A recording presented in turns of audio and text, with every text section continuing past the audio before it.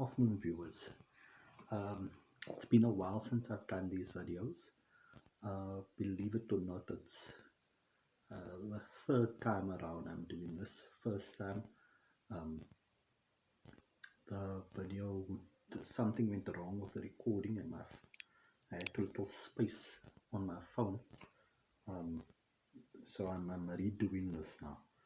And then I didn't want to upload to YouTube because it was 15 minutes. Here we are. Honky Chateau 50th anniversary release, the deluxe edition. Got this earlier in the week. Yeah, this is the 2 CD version. I didn't pick up the LP because of the delivery expense. I used express courier for this, so it reached me under a week. I wasn't about to repeat the Madman Across the Water thing. It took 4 months to reach me. So here we go. We have a booklet and the discs itself. I'm not going to go, through all of this because there are enough videos about it. I just thought I'd give my initial impressions on the remaster. Book is full to the brim with linear notes and pictures to keep you busy. So it's a 40-page booklet and it's a good read. These are the discs. The photos on the artists on the back: Elton John, Nigel Olsen, D. Murray, David Johnstone, Bernie Taupin, and Jean-Luc Ponty on violin. It's a double disc. So in the LP you would have the lyrics here, and then you can see Bernie on that Martian background. As you can see there, it appears he's on Mars. So that's a pun on Rocket Man. And then the discs have the old DJM label. Okay, so let me get into it. I'll be fast and try and keep this under 10 minutes. So you have the album here on CD1. Then you have session demos, as well as live at the Royal Festival Hall in London 1972, and you have those split across 2 discs. And I always said that was value for money. That's why I was very much impressed with this versus Madman, which only had the demos on disc 2 and a few bonus numbers on disc 1.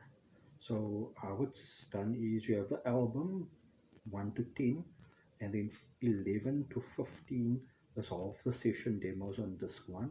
Disc 2 you have 1 to 4 session demos, and then 5 to 12 the live concert. So when I got this, I wasn't too impressed with the session demos, in that they basically, it wasn't what I was expecting. They sound like alternative mixes on the master tracks, and many have said that these are the master tracks that are just remixed, or the full extended master take is presented, whereas it's cut down on the album.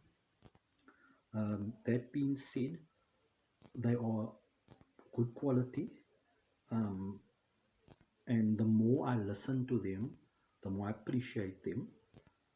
There are some of these songs, like I Think I'm Gonna Kill Myself, which has Ponty on the violin.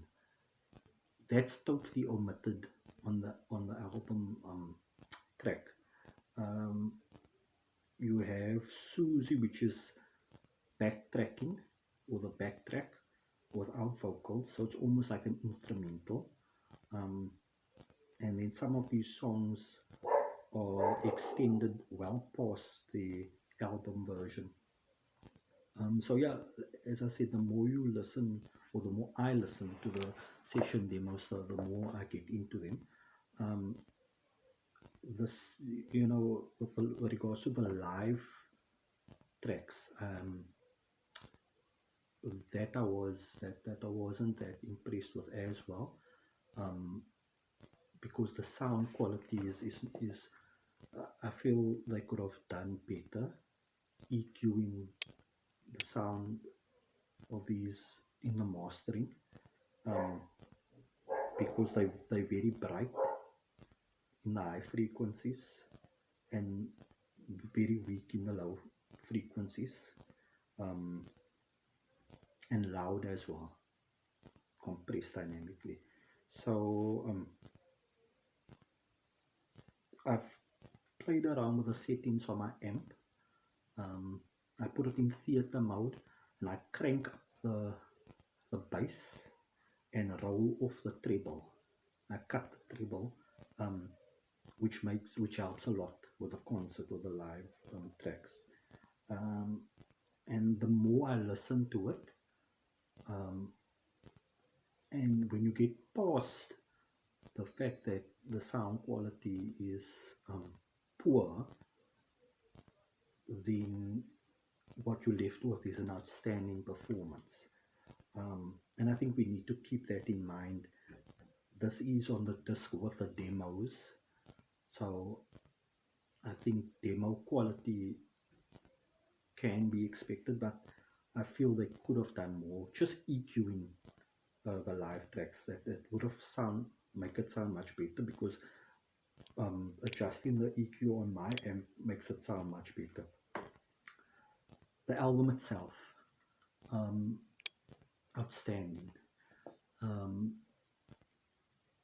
when I didn't take, I bought this set for the demos and the live tracks. The album was an afterthought, but listening to it now, the album is the star, um, of the set, in that it's, how did I put it first? Great dynamics. It's not brick walled. Um,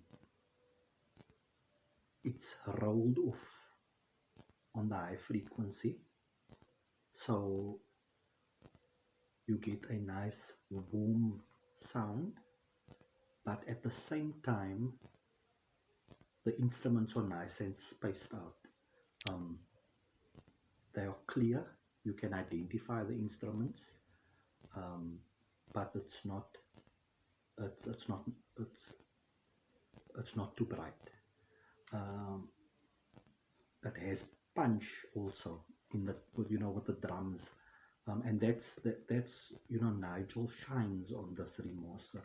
His drum work, very punchy, gives you a nice kick. And I was so surprised. I went online and I said, who would have thought we would have seen the end of brick walling on CD? Um, at that, I was pleasantly surprised. Superb remastering. Uh, all I can say is I'm so much impressed with the remaster, and that's the start of the set. So yeah, that's my thoughts. Give it a like, subscribe, and share your comments below. Thanks for watching.